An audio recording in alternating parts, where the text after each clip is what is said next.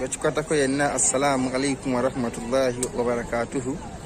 Tukyali wano ku lumbe lwa muganda waffe mukwano gwaffe Mungu yajuludde olunaku olw'ejjo era nga leero olunaku lwakubiri. Jo twali wano mu lukuŋŋaana lwa Extend nga tumukungubagirako, and then today we tuli nga olunaku olwokubiri. Tunaba kumanya information because abagenze leero ku ddwaliro babagambye dokita tanaba kujja ne beemulungulamu mu kudda nga ate baggalawo, so tebafunye collect information naye nga bada kuba batuwa information very soon.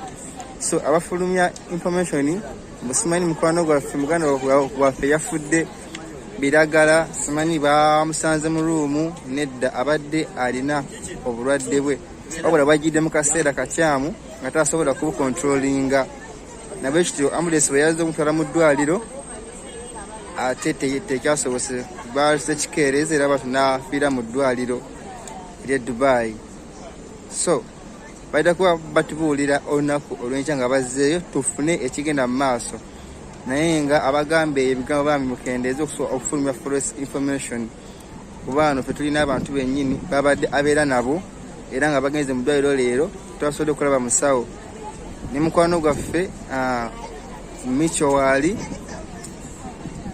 So mikwano tubaagala nnyo, yeena gyali osobola okuba tugenda bawa omukyala akikwasaganya madamu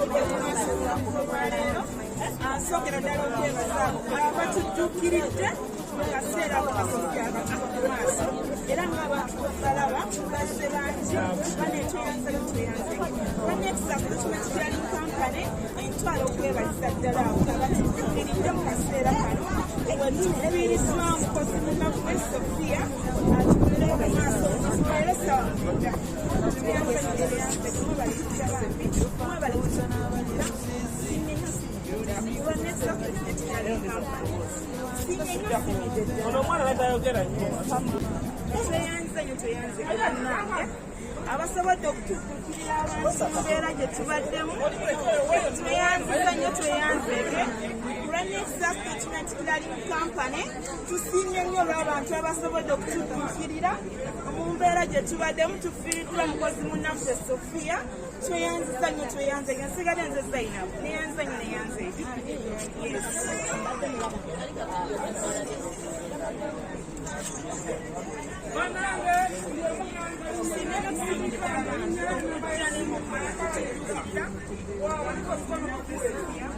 Okutuba ku maaso